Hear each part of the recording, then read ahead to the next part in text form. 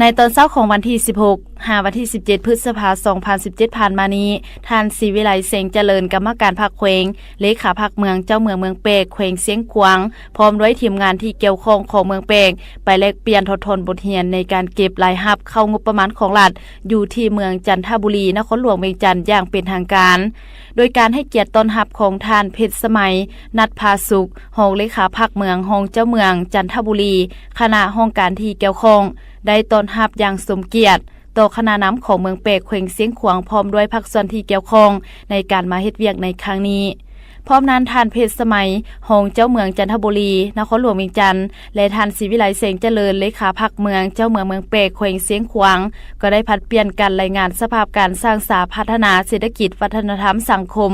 ของสองเมืองโดยย่อให้กันได้รับทราบซึ่งเมืองจันทบุรีมี30บ้านขึ้นกับมี 13,000 กว่าครอบครัวมี